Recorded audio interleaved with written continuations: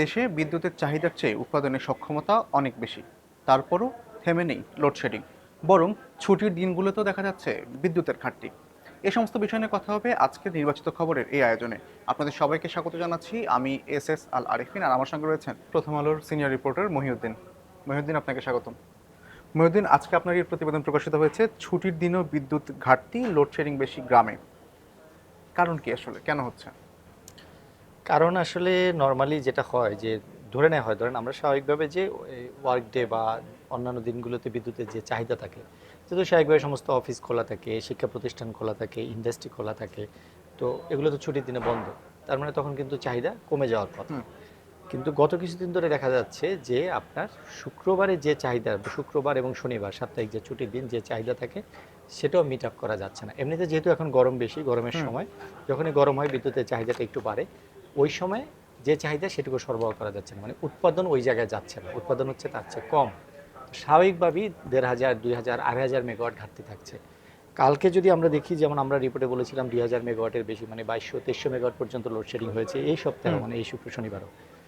কালকে রাতে গিয়ে আমি দেখেছি যে সেটি ৩,৫০০ মেগাওয়াটের কাছাকাছি চলে গেছে। তার মানে রাতে আরও বেশি লোডশেডিং হয়েছে, যেটি আসলে গত বেশ কিছুদিন ধরে দেখা যাচ্ছে শুক্র শনিবার এটি হচ্ছে। আমি আপনাকে এই প্রশ্নটা করতাম যে আসলে আমরা বিভিন্ন জায়গাতে খবর পাচ্ছি যে রাতের বেলা লোডশেডিং বেশি হচ্ছে, বিশেষ করে 10টা বা 12টার পর থেকে। এই সময়টাতে কেন বেশি হচ্ছে এখন? রাতের বেলায় যেটি হয় যে এমনিতে আমাদের যে বিদ্যুৎ চাহিদার যে আপনার প্যাটার্ন, সেটি যদি আপনি খেয়াল করে দেখবেন, আমাদের মূলত সর্বোচ্চ যে চাহিদা দিনের মধ্যে যেটি হুম। হিসেব করা হয় সেটি হয় সন্ধ্যা থেকে, মূলত সন্ধ্যার পর থেকে বিদ্যুৎ চাহিদা বাড়তে থাকে। তো এটি সাধারণত ধরেন 6টার পর থেকে 7টা, 8টা, 9টা, 10টা পর্যন্ত বাড়তেই থাকে।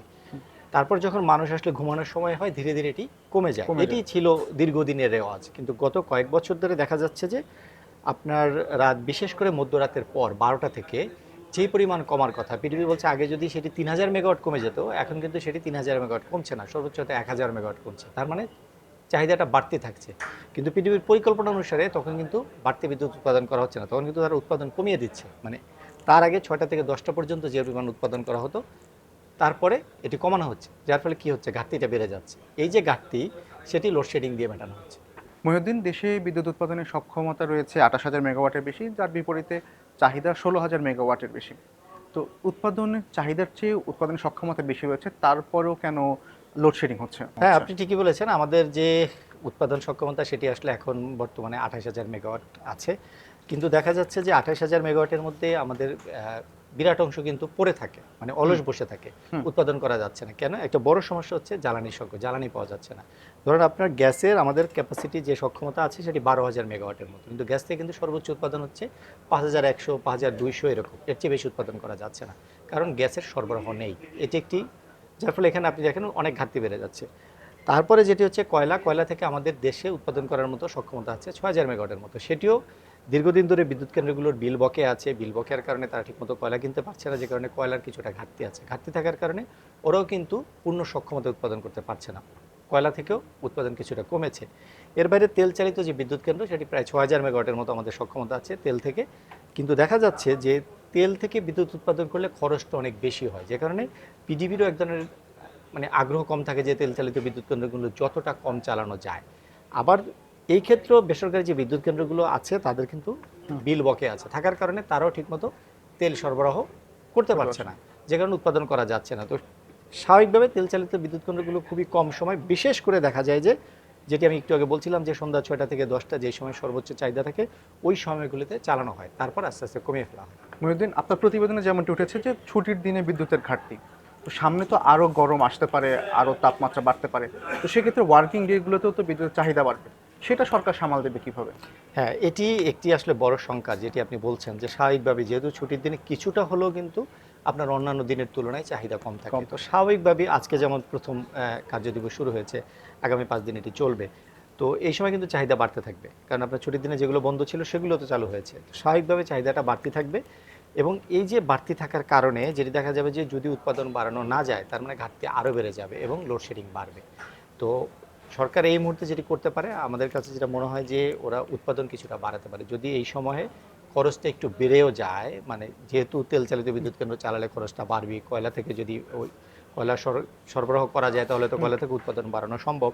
তো উৎপাদন বাড়াতে হবে, কারণ আপৎকালীন যে সময়টাতে গরমটা একটু বেশি, এখন যেহেতু বেশি গরম পড়ছে এ কারণে এই চাহিদা। তারপরে হয়তো বৃষ্টি নামলে কিছুদিন পর, যেহেতু এখন বর্ষাকাল চলছে, যদি বৃষ্টি নামে তখন হয়তো চাহিদা আবার কমে যাবে, তখন মানুষ স্বস্তি পাবে এবং সরকারও আসলে স্বস্তি পাবে, কারণ তখন আসলে এত বেশি উৎপাদন করতে হবে না। তা আপাতত একটা হতে পারে যে উৎপাদন কিছুটা বাড়িয়ে ঘাটতিটা কমানো। আর আরেকটা যেটি হতে পারে যে সাধারণত আমরা দেখি যে এই যে লোডশেডিং যেটি নিয়ে আমরা আলাপ করছি, এই লোডশেডিংটা পুরোটাই বলা যায় যে ঢাকার বাইরে এবং গ্রাম অঞ্চলগুলিতে বেশি চাপিয়ে দেওয়া হয়, যার ফলে বিভিন্ন জায়গা থেকে আমরা খবর পাচ্ছি যে তারা 10 ঘন্টা, 8 ঘন্টা, 9 ঘন্টা, 12 ঘন্টা বিভিন্ন জন বিভিন্ন রকম অভিযোগ করছে, তারা বিদ্যুৎ পাচ্ছে না। কেউ কেউ আসলে ক্ষুব্ধ হচ্ছেন। আজকেও আমরা খবর পেয়েছি যে আপনার কয়েকটি জেলায়, বিশেষ করে পল্লী বিদ্যুৎ অফিসে কেউ হামলা করতে গিয়েছে, কেউ গিয়ে মানববন্ধন করেছে, কেউ গিয়ে বিক্ষোভ প্রদর্শন করেছে তারা বিদ্যুতের দাবিতে। তারা এটি বলছে যে তারা বিদ্যুৎ পাচ্ছে না। তার মানে একটা প্রতিক্রিয়া দেখাচ্ছে এক ধরনের প্রতিক্রিয়া তৈরি হচ্ছে মানুষের মধ্যে। আচ্ছা, আপনাকে জানতে চাই যে আসলে এই মুহূর্তে বিদ্যুৎ উৎপাদন বাড়ানোর ক্ষেত্রে কোনো চ্যালেঞ্জ আছে কিনা সরকারের কাছে? সবচেয়ে বড় চ্যালেঞ্জ হচ্ছে যে বলছিলাম যেটি, যে যেহেতু বিদ্যুৎ কেন্দ্রগুলো সব বিদ্যুৎ কেন্দ্র থেকে আসলে পিডিবি বিদ্যুৎ কিনে নিয়ে তারপরে হচ্ছে যে সরবরাহ করে। তো পিডিবির এখন বিদ্যুৎ কেন্দ্রগুলোর কাছে প্রায় 45,000 কোটি টাকা বকেয়া আছে। এটি আসলে দীর্ঘদিন ধরে এই বকেয়াটি চলে আসছে, পিডিবির শোধ করতে পারছে না, কারণ পিডিবির যে ঘাটতি তৈরি হয় সেটি তারা অর্থ মন্ত্রণালয় থেকে ভর্তুকি হিসেবে পায়, সেই ভর্তুকি দিয়ে তারা এটি এই শোধ করে বকেয়াটা। তো অনেকদিন ধরে তাদের এই ঘাটতি, যে কারণে বিদ্যুতের দাম বাড়ানো হয়েছে। আপনি জানেন এ মাসে বিদ্যুতের দাম প্রায় 20% বাড়ানো হয়েছে। তো পিডিবি বলছে যে এখন যে দাম বাড়ানো হলো এর ফলে তো তাদের আয় বাড়বে, তাতে করে নতুন করে হয়তো বকেয়া তৈরি হবে না, কিন্তু পুরনো যে বকেয়া জমে আছে 45,000 কোটি টাকা, সেটি শোধ করতে হয়তো আরও সময় লাগবে পিডিবির। তার মানে হচ্ছে যে আপনার সরকার যদি এখন পিডিবিকে এই অর্থ বরাদ্দ বা সহায়তা দিয়ে এখন বকেয়া শোধ করার ব্যবস্থা নেয়, যাতে করে হচ্ছে জ্বালানি যে কয়লা এবং তেল এগুলো কেনা যায়, সেক্ষেত্রে হয়তো উৎপাদন বাড়ানো সম্ভব, সেটি সরকার এখন করতে পারে। আচ্ছা, একদিকে তো বিদ্যুতের দাম বেড়েছে, আরেকদিকে লোডশেডিং চলছে, এর মধ্যে মানুষ প্রতিক্রিয়া দেখাচ্ছে। এই যে বহুমুখী একটা সমস্যা, এই সমস্যা থেকে উত্তরণে এখন সরকারের চ্যালেঞ্জ কি? মানে এটি আসলে বড় চ্যালেঞ্জ, কারণ সরকারকে মানুষকে আসলে দেখুন, এখন রাতের বেলা আমরা যেটি বলছিলাম, এই যে রাতে যে লোডশেডিংটা বেড়ে যায়, এটা কিন্তু একটা বড় ব্যাপার। আপনি জানেন যে এখন বিশ্বকাপ চলছে, 4 বছর পর পর বিশ্বকাপ আসে, এবং আমাদের দেশে, যদিও আমাদের দেশ ফুটবল বিশ্বকাপে অংশ নেয় না, সরাসরি খেলে না, তারপরেও ফুটবল বিশ্বকাপ নিয়ে আমাদের দেশে ব্যাপক উন্মাদনা আছে, মানুষের আগ্রহ আছে। এবং এবার খেলাটি হচ্ছে রাতের বেলায়, বিশেষ করে রাত 11টা থেকে দেখা যায় যে ভোর পর্যন্ত বেশিরভাগ খেলা, মানে সকালের ম্যাচগুলো বাদ দিলে। তো মানুষ রাত জাগছে, খেলা দেখছে, তার মানে কি তার বিদ্যুৎ চাহিদা বেড়ে যাচ্ছে। আরেকটি কারণ, রাতের বেলা গত কয়েক বছর ধরে আমরা দেখি যে রাতে চাহিদা বেড়ে যাওয়ার একটা বড় কারণ হচ্ছে যে অটোরিকশা এবং ব্যাটারি চালিত যে পরিবহনগুলো, এগুলো সাধারণত রাতের বেলায় চার্জ দেওয়া হয়, যে কারণে ওই সময় বিদ্যুতের চাহিদাটা বাড়তি থাকছে। তো এই যে চাহিদা, এই যে বিশ্বকাপ দেখার যে মানুষের মধ্যে উত্তেজনা, আগ্রহ, তো তারা যখন ওই সময় বিদ্যুৎ পাচ্ছে না, একে হচ্ছে যে আপনার শুধুমাত্র রাতের বেলা তার ভোগান্তি হচ্ছে, ঘুম নষ্ট হচ্ছে, বা অন্যান্য যেসব ভোগান্তি সেটা তো আছে, তার সঙ্গে তার এই যে আগ্রহে ভাটা পড়ছে, খেলাটা দেখতে পাচ্ছে না, যার ফলে মানুষ ক্ষুব্ধ হচ্ছে, তারা কিন্তু এই যে প্রতিক্রিয়া ব্যক্ত করছে। তা আসলে এই সময়টা অন্তত মানুষকে, আমি মনে করি যে যেহেতু গরম একটা নির্দিষ্ট সময় পর্যন্ত থাকে, সরবরাহ বাড়িও হলেও বিদ্যুৎ সবাইকে দেওয়া উচিত।